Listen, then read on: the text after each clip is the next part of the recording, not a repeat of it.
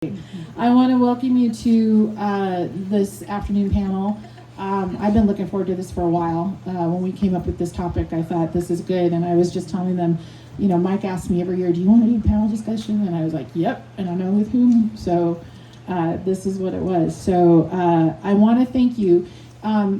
This is going to be a conversation, so this is not going to be one of those panels where we'll say, okay, Dr. Satfford, would you like to, So this is a conversation. My goal with these are always that as you sit here and listen, that you feel like you are curled up in a living room floor listening to a really cool conversation. So we have some good questions.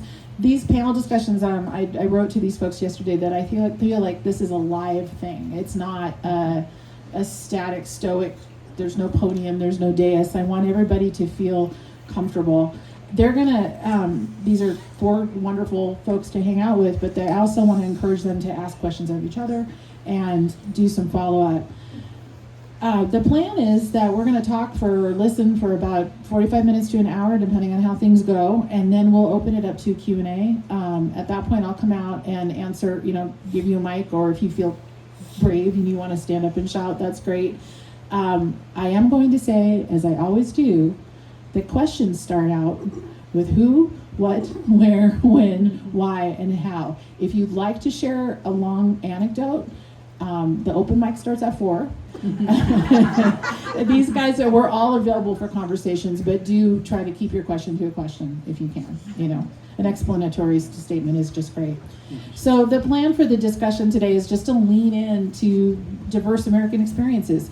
Each of these panelists underscore the diversity that we talked about the other night, whether that is through gender or sexuality or culture or generation. Everybody here has a different perspective, parts of the country they grew up in. So what I wanted to do is pick 4 people who came from those different backgrounds and have them talk about what it means, what is their American story, how they think about it, and how that incorporates their lived American experiences. And for those, how they incorporate that and encourage you in their teaching. So that's the plan.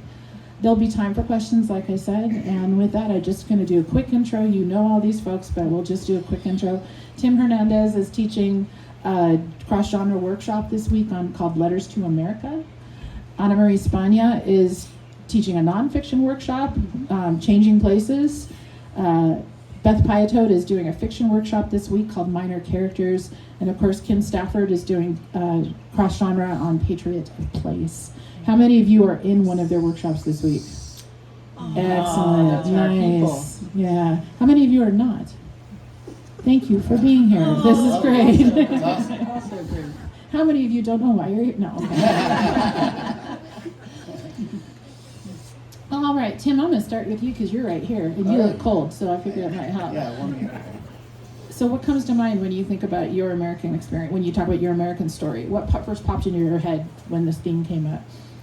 I think just trying to get to the truth of my own experience, whatever that may be, and it's a varied experience, I think oftentimes, because of my last name, Hernandez, I get immediately sort of put into the corner of immigrant, often when I'm talking to audiences about books and stories and things like that. But mine is a fourth generation.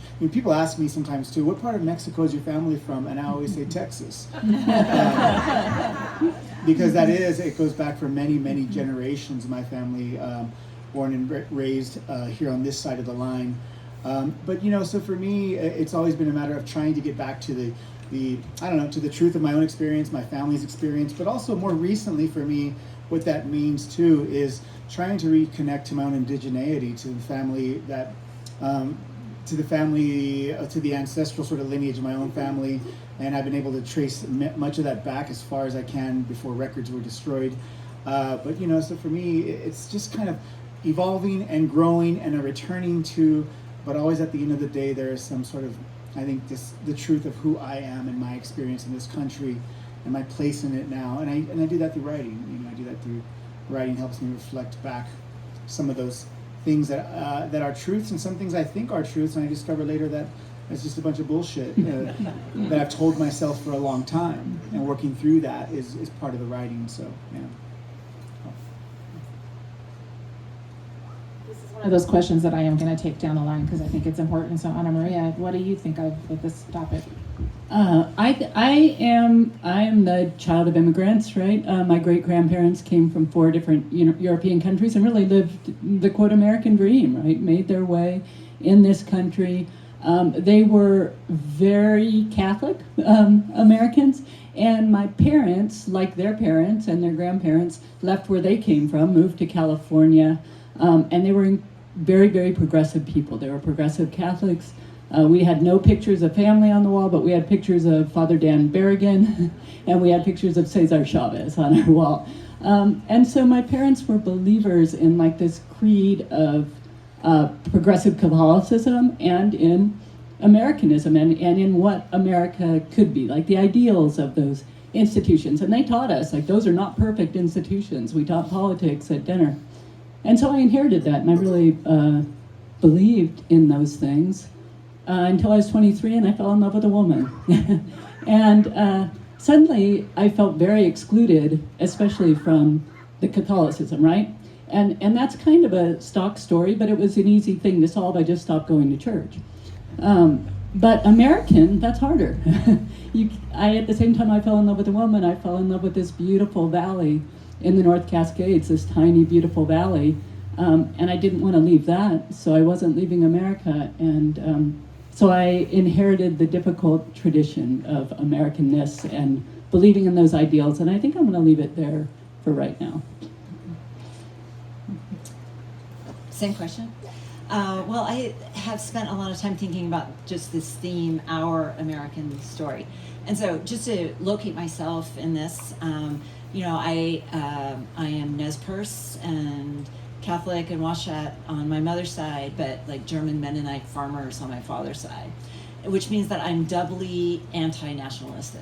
Mm-hmm. And so I have that, I just grew up with that orientation in which like America or any national identity is not, except being like Mennonite or, except being ethnic or being like native, right? So like it was a different, like my identity was in these smaller collectives, but also very collective. Like both sides are very collective people. And so this idea of our, like I'm completely stuck on the word our of this phrase for our theme. And so I just have 3 short interconnected ideas I'll try to walk you through. So I think all of you know I work in Nez Perce language and in language revitalization. And in Nez Perce we have 2 words for our. There's our exclusive, which is us, not you. And then there's our inclusive, which is everybody. And the word for the inclusive our, just to give you a mnemonic device for remembering, is Kia, K-I-Y-A, which is also the call letters for the radio station in Lapway. So everybody, right? Think of the radio, everybody, Kia. So in trying to parse this phrase, our American story, I'm like, I don't know. I have to move back and forth between those 2 concepts of our us, not you, and our everybody. And those are different sort of registers of thinking about what the our is. And I need both words to kind of conceptualize the phrase. So thinking of words, here's my point number 2, is thinking about how many of us are constituted by texts and by different texts. And so we have a constitution, we the people, but it actually is not everyone. Right? Some of us are constituted by amendments, by laws that outlaw, by treaties, by property. Like there are all of these texts that by ID cards, by green cards, by temporary protective status, there are all kinds of texts that constitute us differently. And so even though we are constituted as a national body, those texts constitute us, which gives all of us as writers opportunities to think about the worlds that we are constituting and the subjects in terms of subjectivity that we can also constitute through our texts. So it doesn't only have to be legal texts that are constituting, but other forms of texts that constitute us. So here's the third point, thinking about the constitution, the body. What is the body? And so through many years of therapy, I've learned that there are many parts of ourselves. And so sometimes when we're maybe in emotional pain, it feels like all of us is in pain. Like my whole body, I go to my therapist and I'm like, I'm suffering so much entirely my whole life. And she's like, oh really, how's your elbow? I'm like, oh, elbow seems fine actually. And they just start looking around, okay, who's okay? Who's okay and who's hurting? And I think that's another way to think about this body that is America, is like there are parts that are hurting really bad. And also there are parts that are okay. And that we need to find ways to attend to all of those, or to see and experience the wholeness, both like as individuals, but also as a collective body. That's my pile of ideas, and that's all I have. I'm just gonna sit back and Well, we've got huddle. stuff to dig through. Yeah, what you're saying, Beth, makes me think our American story. I have trouble with our, because it seems sort of founding fatherish, the privileged version. Everything's okay, we're celebrating. And then American is a little less, it's a little broader, but my loyalty is to story, because it is truly everyone. And in my family, I hadn't realized until this moment, I live in 3 centuries. My grandparents farmed with horses in Nebraska. And when they had to sell their horses, it was a trauma. And the first man who came to buy the horses, my grandfather looked in his face and said, I won't sell my horses to you. I have the money, you're not the right man. Very.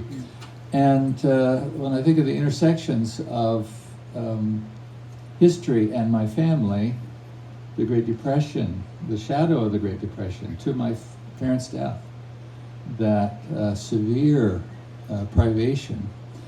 World War II, my father as a conscientious objector, was an intersection of American history and my family. On 9/11, we started editing a book of my father's peace writings. And again, it was a collision of my family values and the country around us. And I'll just say one more thing about that. My dad said, he was born in 1914, so he was a little kid watching patriotic parades in Hutchinson, Kansas. And he said there was a feeling in his family, Germany had been the center of culture. That's where music came from. That's where literature came from. It was a benign, beloved culture. And the same, and all his teachers were pacifists. They had been damaged by World War I, and they taught peace. And then with Pearl Harbor, overnight, the country changed. And my father said, I didn't change. The country changed, and I held to the values that I had been raised with. So our American story, I have a poem called Our American Story. And it's an epigraph from the filmmaker Jean Renoir.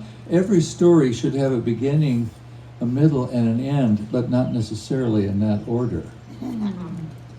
What's the story? Who gets to tell the story? And how can the story be told to benefit everyone, from those vanquished by money to the wren, the forest, and the whale? Where does the story start, and by what path does it unfold? Okay, let's try. Maybe the end of the American story was 1492, when greed and the gospel came ashore dressed in steel, conquistadors. Maybe the middle of our American story, the beautiful middle, was in the long before 1492, when all those generations rich in kinship with the land, the people here in the middle chapters. But their ending never ended. Still here honoring, praising, teaching, telling. Maybe one beginning of the end was 1945, when we lit Hiroshima's sky with smoke and ash of children. Maybe the end is any time we say there's nothing we can do. And maybe the last beginning of our American story is tomorrow, when we rise early to get our chances right. So we're in the story.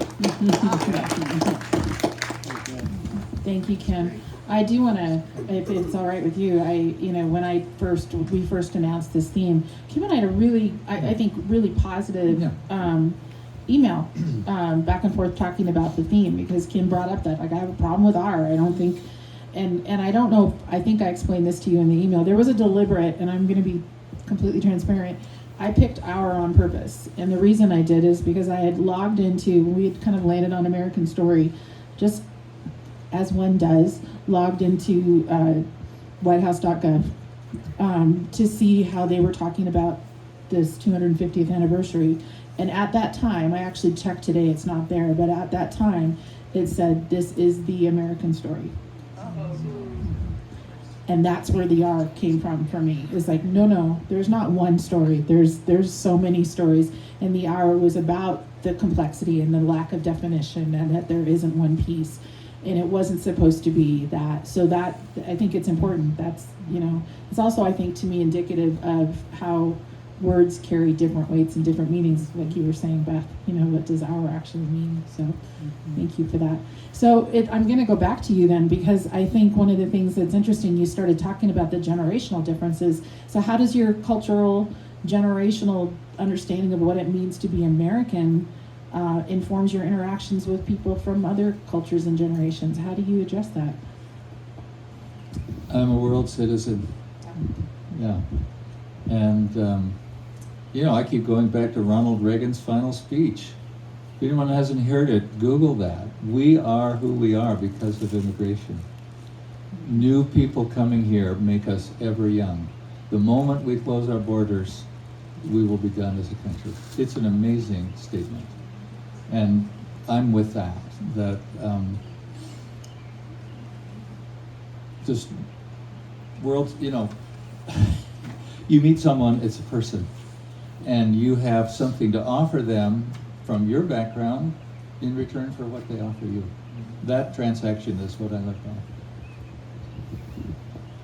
Tim, I wanted to come back to you with that too, because I think from what you opened with, you deal with folks who their first assumption isn't that you are an American. Right. So, I like what Kim said. I'm going to piggyback off that, the world citizen idea too. I feel the same way as well. But I think it's important to also clarify that when we say world citizen, we're not talking about from my cell phone or from the comfort of my own home. World citizen literally means go out into the world and be in touch with others, be in touch with other spaces, other environments, other smells, sounds, surrounding. Immerse yourself in other cultures and other worlds as much as possible, because for me, and that's also how I just teach writing as well.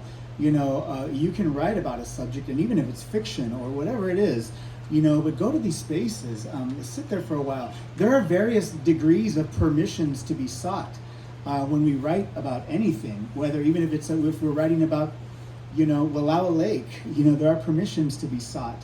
And I think it's important for us to go there and be physically present with these spaces and people.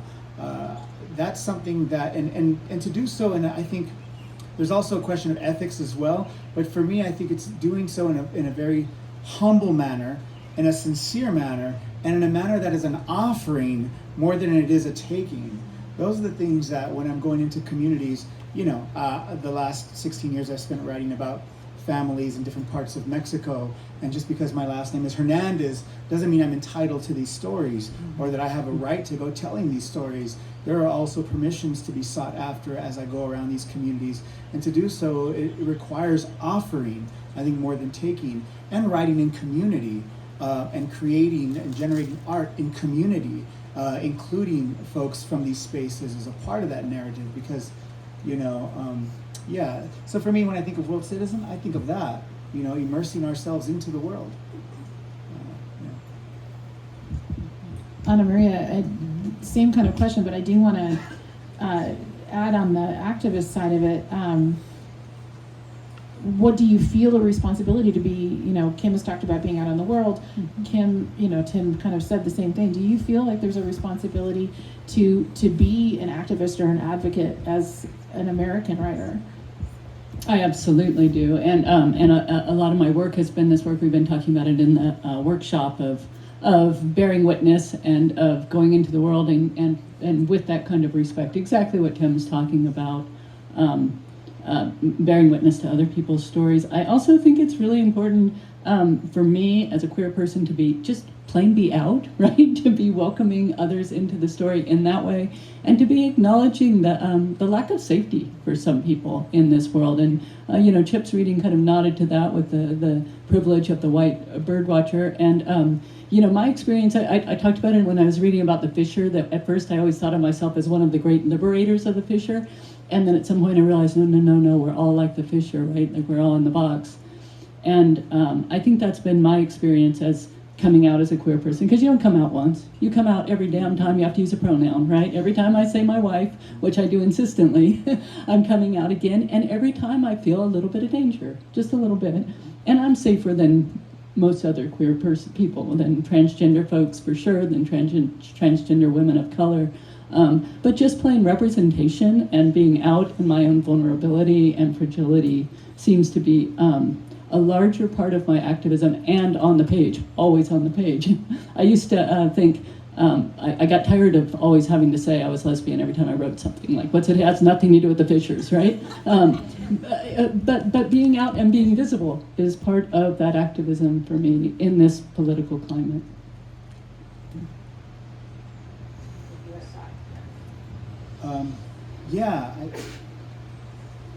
I was, because you emailed that question to us, and I was grappling with that question a lot.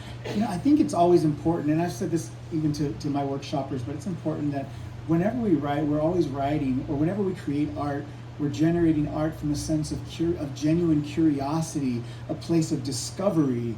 I think we're in danger of when we start to cross the line into let's create art from a place of knowingness. I'm always interested in how I'm creating and also keeping a sense of discovery. We learn more about one another that way. And in that way, I think that any of us who are deciding to be brave enough to put pen to paper and call it a poem or a story is an activist act. You know, I think it's an act of communion. It's an act of wanting to connect. I think when you approach it that way, and in that way I think we're all activists in some form or another. And love is an act of, resistance right now, especially. Yeah, I actually want to jump onto that idea about love. Is I sometimes think of my activism as my orientation, or my orientation to the world. So I think often activism is like shake your fists on the street. And so I'm like 20% that, because I think it's very important to do that, to protest and collectively and to take action. But the action that I think most of my writing takes is placing Native people at the center of my audience and writing to and for them and making our world a shared space, and giving other Native people the experience of being the center of the story by being the audience of the story or writing. Yeah. Because when I'm reading even especially other Native writers who will suddenly start explaining stuff, I'm like, that's when I feel like I'm being pushed off to the side. It's like, okay, your editor made you explain this, but I wish you hadn't, because that is alienating to me. And so these are gestures and orientations that make active certain worlds, and I think that's a great opportunity, and a way to pour love through our work. That's very important to me, and maybe the greatest resource we have is the affective love that we put into our work. I just want to say that seeing Beth's play, all Native cast, all Native production crew, Native writer, I realized this is how a person of color sees many productions. And it was such a beautiful thing to see all that color, all that vibrant camaraderie. I want more of that. Yeah. Yeah. When I think of writing and advocacy, I mean, I look at what the work you do, that seems to be, every time there seems to, and I've been in Fishtrap 10 years, and every time there's been a tough time in the world, here comes a little chapbook of Kim's that lands on my desk that seems to speak about that. Can you talk a little bit about that? Because you are an advocate, you are out there not just writing what you're feeling, but writing actively. Well, it's funny, like when the pandemic came and George Floyd and Trump's election and so on, I met people who said, I'm paralyzed, I can't write, it's just too weird. And I thought, what in the hell? I mean, there's some great material here, let's wrestle with it. And when I did that first little self-published book in 2017 in response to the election, I didn't have time to find a publisher. I wrote to 9 publishers that I've worked with in the past. I said, I got to get this book out in time for the Women's March. And I didn't get a single answer. So to make these little books, what I love is, here's the need, in 3 weeks I'll have a book. Yes. And I just love doing that. I also love how they're hand carried around, Oh, yeah. because I won't have seen you for a long, long time, but somebody you saw that saw someone else will hand it, Yeah. say, Anna Maria, you'll want this, and that's wonderful. That actual touching of the. Yeah, I think times of trouble are times of great opportunity for an artist and responsibility. To rise up and revel in the need to speak back to this. From my point of view, it always looks fearless, and I know it can't be, but just how willing you are to go from thought to page. No, I think it's Yeah. more frightening to be paralyzed. Mm-hmm. That's terrifying. Yeah. But to be able to do something. That's good. Thank you. Each of you have taught, or do actively teach in university environments. One of the things that I want to lean into with this conversation about our collective American story is the diversity, which, you've heard other people beautifully talk about that's what, if there's a beauty in this country, that's where it comes from. Having taught in universities recently with the backlash against, diversity and DEI, how has that impacted your teaching? I think we should hear from Tim in Texas first. I was going to say, actually, can I dismiss myself from that question? No, because honestly, I'm probably the worst person to ask that right now, to be perfectly honest, because I'm in such a transitional phase, intellectually, spiritually, emotionally right now in Texas, which, by the way, I'll add that the part of Texas we're at is also very particular. In El Paso, from my front porch, I can see New Mexico and Mexico, so we're at this trifecta borderlands area in which there are 3 distinct cultures and also 3 distinct political ideologies. I'm always, sometimes I like to feel like, I know what I'm thinking, I know where I stand, but as an academic right now, I'm not even so sure if I want to be involved in academia anymore at the rate that things are going. It's making me rethink a lot of my place, the place of the role of the artist, the role of the academic, the role of dad, so yeah, I'm just kind of grappling with all of that right now, and I feel very vulnerable in having that conversation, because it's right now, it's like I journal a lot, and I'd say right now at least a big 50% of what I'm journaling these days is around that idea. What next? What now? Do I stay put? Do I fight from within? Do I turn to the art exclusively? Do I run away? Do I hide? Do I go off the grid? These are all like real tangible possibilities for me at this point in my life. And I don't know, sometimes I often think too, there are families in Mexico who are like waiting for me with open arms, going, come over here, come to the fun side of the border, And I often think about all these things. I don't know where I'm at, but I'm really interested to hear what my colleagues up here have to say on that, because maybe it'll help me make decisions. No pressure. I'm just interested in that conversation. Trying to get anybody fired, so please know that. I'm just, Please. Yeah, right. I'm at a community college, kind of in an opposite place from Tim. I've lived in Tim's free-ranging world for a long time, and now landed as a tenured community college professor with a generation of students who, in my experience, that my students are very young, usually mostly between 16 and 20. They have no faith in anything. Like they distrust everything. What they most don't believe in isn't America, it's truth, and that is so terrifying to me, and makes me feel like bringing the whatever danger there is, and bringing the beliefs that I have and the stories that I know to be true to these students has to happen, whatever the danger is, right? Has to, and I don't want to say I'm bringing it. That's the wrong thing. What I want is for them to feel like they can speak what they're thinking and what they're experiencing in a time that I haven't lived through in the same way that they have, right? They're students of the pandemic. They're students who have lived through school shootings. Almost all of them know someone who has killed themselves, a peer. I mean, all of that is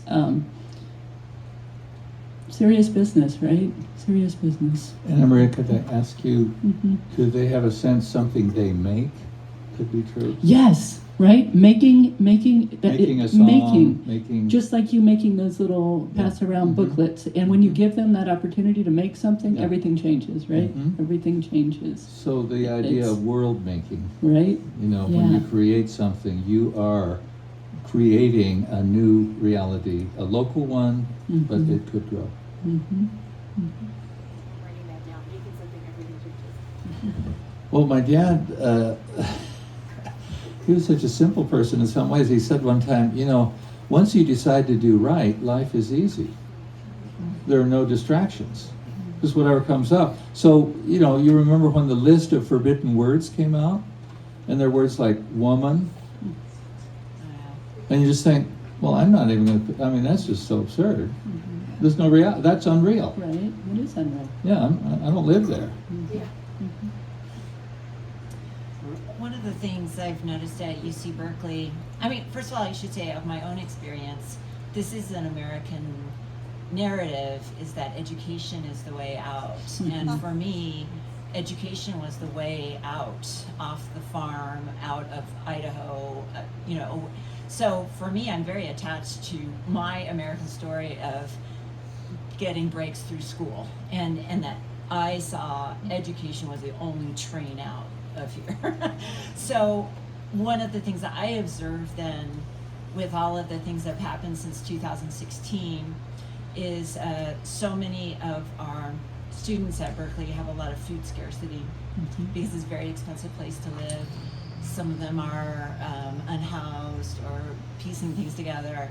But then when things like immigration crackdowns and the reversal of DACA and things like that happen, they suddenly have to drop out of school because their parents can't drive their siblings to school anymore or whatever. Like all of the family economies become visible. And the spaces within the university also change. We all have these signs on our doors, our classrooms that say this is private space. We all have our faculty meetings, our trainings for if ICE shows up, this is what you say, here are the phone numbers. And there is this kind of sense of, as faculty members, we're like, I do not feel authorized. Like I read books, but yeah, we are now front line and thinking about the safety of our students. And it's a very confusing time. And I say that knowing I am not the person who's most vulnerable, but the structure has all of these material effects, and it's heartbreaking when your students have to drop out or they're scared or it's heartbreaking to lose them out of the classroom. And Yeah. I feel like I should sort of return to that question because in El Paso, Texas, you know, the not just the university. Actually, I'm thinking of what Kim said, the list of forbidden words that they once issued. We got that list pretty recently also, a list of forbidden words that we're not allowed to use in the UT system, you know. Most recently, Ted Cruz nixed I think it was a $60 million project of migratory birds just because it included the word migratory. There's a list of words that is being passed around in the academic community in Texas that words that we cannot use. And it's created such a volatile situation, not just obviously in the university, but in the community. El Paso, Texas, also the largest employer is the Border Patrol and ICE agency. Now, this isn't just folks who go and we see their trucks every day, but they're actually people who are our friends, our family, our relatives. As my girlfriend Monique also, she's from El Paso and knows that as well. And so we go to people's birthday parties, and half the guys there work for the Border Patrol, and that's the community we live in. So there's a real kind of a hush hush quality to that. Recently, we were at a birthday party, and I happened to be drinking a few beers with a couple of other guys, and they started talking more openly about. And I said, "Oh, you guys are with? Yeah, we're with ICE." And so I was like, "Great, let's chat." And so we started chatting. But there is this kind of a hush hush situation that's happening along the frontera in the border communities, and what that's creating, at least in the academic circles, is also this kind of almost a paranoia. I feel that way. I see it happening, and so it's forcing artists or the creatives, because I think the word creative or creativity is one of those on the forbidden list in Texas right now. It's implied. Yeah, anything creative, that's totally unnecessary, And so, but in the creative community, I found that some of my own colleagues and good friends of mine are also in the same position that I find myself in, as I conveyed just a little bit ago, this transition of going, wow, where do I fit in? What do I do now? Where do we go from here? So. I'm thinking of Our American Story again, Shannon, because we had an event a year ago this spring where we brought immigrant families together for this festival of food and music, and they were reading my peace poem in all their languages, and we spent a lot of time figuring out how are we going to not publicize this beyond the immediate participants. And so we had sort of this shell of protection, but inside that room, that was my America. That was so beautiful and so vibrant, and these little kids dressed up with pride in these beautiful costumes, these people reading their languages. That's the country I want to live in. Yeah, I think a lot about the word kinship, and so it's really, and what troubles me about the word, which I adore. I mean, you're all my kin, right? We're all among kin here. But is that are those 2 hours that you were talking about, right? Like there's a kinship itself is a little bit exclusionary. Not everyone is your kin, and I think that dance, I go through that every day in my tiny little town where I've known people for 30 years, are they still my kin? Are they not my kin, right? It's a constant dance that I never thought I'd be living through. It used to be Our Valley. I don't know if it's Our Valley, and so somewhere between those words is where I'm finding the challenge, right? I'm curious just to kind of segue a little bit off of that too, because the generational side of it, each of you have kind of touched on it. We all grew up, I think there's probably 4 of us here who are Gen X folks, and have a similarity with the boomer generation, in that we grew up with this idea, this American and education and opportunity, and it's all of this beautiful things, and now there's this lack of the reality. Their reality is so, your students' reality is so very, very different. How are you able to keep your positivity going in the face of all of that? How do you reach out to those students, and do you see it as your job to encourage and provide hope, or can you? Well, I mean, my optimism does not come from being Gen X. I mean, Reagan was president. But it comes from being Native. I mean, I think, and being a person of color, I think a lot of the present calamity. I spent a lot of time actually with my, I'm sorry, white liberal friends. I'm just like,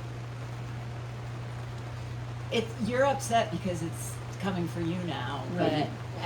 we've been through like centuries of this, and calm down. Yeah.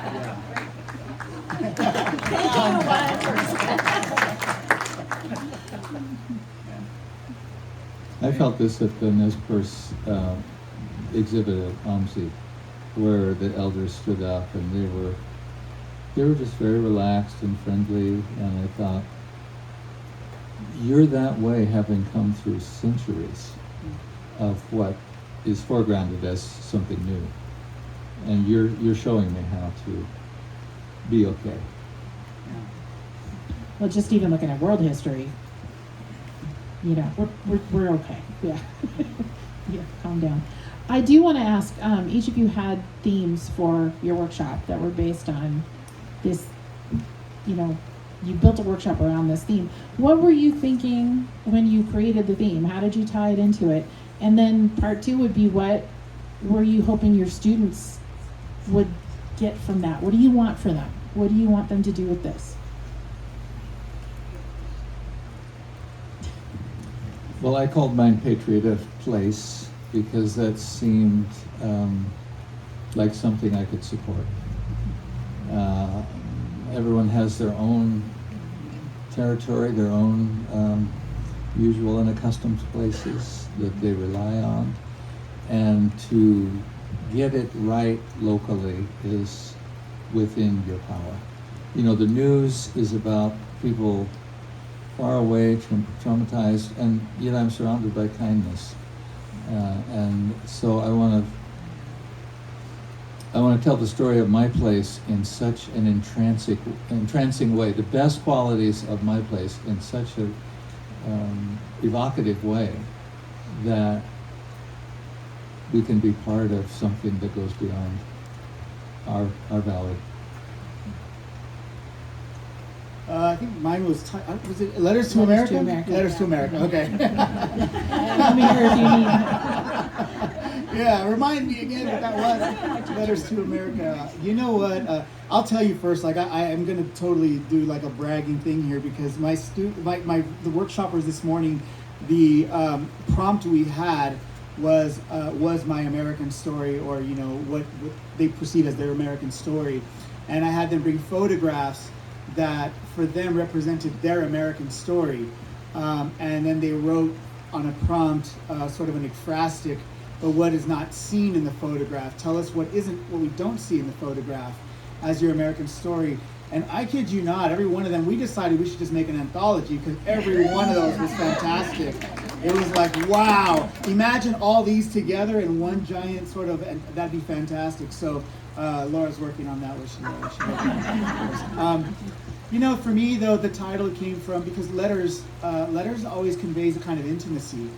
We write letters to people we care about, to things we care about, for causes we care about, we write letters. And also, just the idea of the word letter, right, and also invokes a sort of handwritten, you know, that sort of image, right, versus texting or typing, a letter to America. So there's an intimacy there. And I wanted to convey that, and I wanted to pull that from this week, from the writers that were part of the workshop, because I wanted to say, listen, if we can get into the intimate particulars of who you are, your own truth, and then we tease that out in the writing, then what we have at the end of the day is what we had at the end of our workshop today, a sort of symphony of our American story, our own individual Americanness, our own individual stories become part of that bigger narrative. And that's why I titled that, and I think today's workshop was a really good example of that. It felt like it was, yeah. Well, yeah, we're going to make several anthologies as well. Every time they read, I'm like, we could just put this together and put it out, really, the way it is. No, seriously. I chose Changing Places because it seems like our country is changing, in part. Our world is most assuredly changing. And I think maybe getting at what Kim was talking about with that paralysis, when we don't write about change, when we don't talk about change, it's a lot scarier than change itself. And so we're, talking about that, how places are changing, how adaptation is happening, how our ideas about writing about place are and can and should be changing. Change is the word of possibility, right? Change is the word of possibility, and that's what I really hope that after all of our week together, that's what we recognize. So big shout out to my workshop. They have just been so amazing every single day. I know all of us are having the same experience of like, whoa. And everyone who comes to open mic get a taste of all the juice that's happening in these workshops and what great writers are here. So I knew that no matter what I made, I would get a group like that. So part of the orientation of the okay, this is just what I do. Whenever the theme is, I do something that's slant to it. So last year the theme was home, and my workshop was the shed. Right? So when it was like our American stories, I was like, oh, that sounds like a dominant narrative. What about the minor characters? And so, but it's actually very much a craft workshop about how to make minor characters do stuff in your work. My group has we did some off stage character stuff too, but also playing with the word minor in different ways. So how to write in a minor key, how to write about minors as in children. Actually, someone in our group is writing about minors, the kind, but that was not planned. Yeah, so the role of the minor character. I think I'm going to, because I'm looking at all you, I think this is now officially the coldest Summer Fishtrap on record. So we'll make those shirts next year. I'd like to turn it over to questions if you guys are okay with that. So does anybody have any questions? Yes, I'm going to. I can run the microphone. Are you okay with that? Okay. Just so you can stay warm. Yeah. Right, there he goes, running. Thank you. As Americans, I feel like we have been groomed, or I was groomed, and there are two sides to every story, which always felt like a really false narrative to me and a justification. And as a writer / activist, I really feel like hate and racism and homophobia and speciesism have gotten way more airtime than they deserve. But I'm wondering how you all have handled that in your writing, because I've certainly been workshopped, not here, and been told, well, that's great for the wolf, what about the ranchers? So I'm just wondering how you guys grapple with that, because I know we're all dealing with really difficult issues.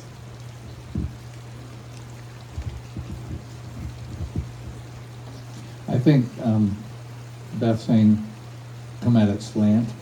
Whenever there's a dichotomy, I want to find a minor character who has a different experience, and once you start down that path, diversity is very close ahead. So a dichotomy is boring and doomed. But multiple viewpoints, different genres, write a song about it, make a play about it, shake it up, get some little kids to perform it. Ways to bring to life what is a version of the U.S. Congress completely stymied and paralyzed. That's dichotomy, and it doesn't work. Yeah, just seconding that, we had a wonderful morning discussing queer ecology with queering ecology, and the whole concept is just taking from stage performers, yes and, right? It's not that there's a parking lot and there are birds, it's yes and, right? It's all of that, and that's exactly what Kim is saying, is avoiding that dualism in every way and complicating it and maybe even, definitely celebrating it, right? Celebrating that it's a complex web and lots of minor characters. Any other questions?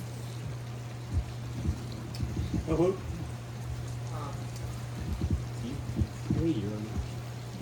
Thank you. So a question as educators, for my students, I try to encourage the right to their first language and a translingual classroom. So I just wanted to hear advice, techniques, strategies that you guys have for encouraging that, for giving good feedback when it's a language that the instructor doesn't speak, just from anyone who has experience with that.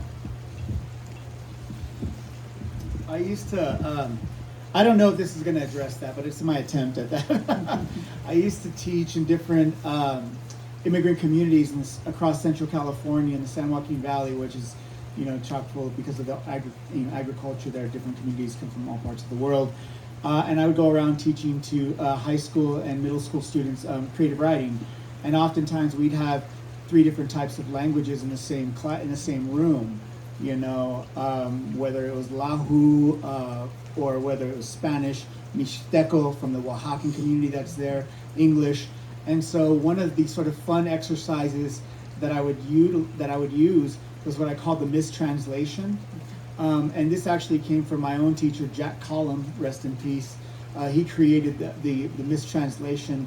And what you do is you take a text that you think is totally unfamiliar to everybody in the class. So if it was like a German text, for example, right, and the classroom was as I described it, then I would print out the same sheet of paper with the German dialogue or whatever that conversation, whatever the words were, and I'd issue them to all the students, and it'd level the playing field. Because then I would say, mistranslate that, right? So in other words, so they would have to look at whatever the letter shape would look like and hear in their mind their language and make an association and then pin a word to that. And then they would come up with these fantastically, sometimes different stories and sometimes across cultures, similar stories. Such an interesting experiment to do that. But what it does is it levels the playing field of language in a classroom for young people especially. Yeah, that's helpful. Jack Collum has a book called Poetry Everywhere, and it's all his lessons. Take a look at that. I think there was somebody back here had a question. Yes, way in the back, Mike.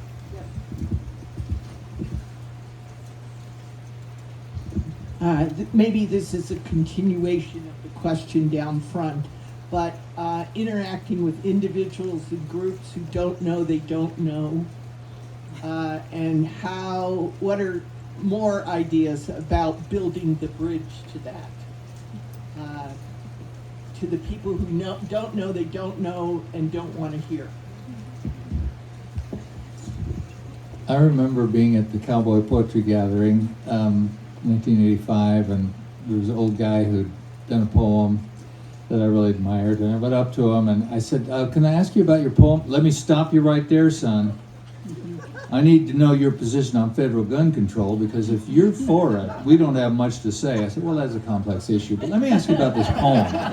And again, it's the slant, right? It's the, let's talk about this. Tell me about your kids, Tell me, where do you live? What do you do there? What's that like? There's a story that my wife told me. She has a friend who was a tree sitter, so she's 60 feet up in a Douglas fir down by Roseburg, Oregon. And, the loggers heading up the road, they'd stop and razz her every morning. And then they'd stop on the way back and, shout at her and everything. And this went on for a couple of weeks. And then finally one of them in the evening, they were coming down, and one of the guys said, hey, do you need anything from town? She said, yeah, I need a book. I'm all out of books. I'll bring you a book.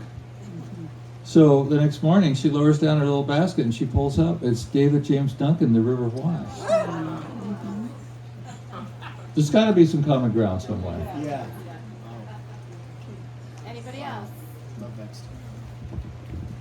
I think we're good. Mike, Isn't this tent nice? Thank you for the tent, Mike. I want to follow up on that quick before I close. I remember when I first took the job out here. I think Mike and I were sitting, I don't know if you remember this, we were sitting at TG and having our lunch together. And he said to me, well, one thing I will tell you as a piece of advice is underestimate the sophistication of the people here at your peril. And I think that's always the case. And that has something that I've taken with me. And just because you think somebody doesn't know doesn't mean they don't know something you don't know either. So I will just leave it at that. So thanks. I want to thank you all for your bravery and your cold. So next up, you've got some free time to go out, go swimming in the lake, take a little, do a little shopping. I have a couple of recommendations. Arrowhead and Joseph makes some of the best hot chocolate you could ever find in your life. They have a salted caramel hot chocolate that I let myself have once a year.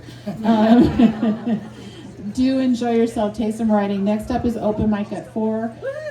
Come tonight, be brave, buy things, keep warm, bring a blanket, because the readings tonight are Karen Ovenen, Perrin Kearns, and Craig Child, so you'll want to be here. Thank you so much. Pam Royce, can you stop for a minute, and I need you. So, thank you. Thank you, everybody. It was such a pleasure to see you. Yeah. Hope we can do that soon.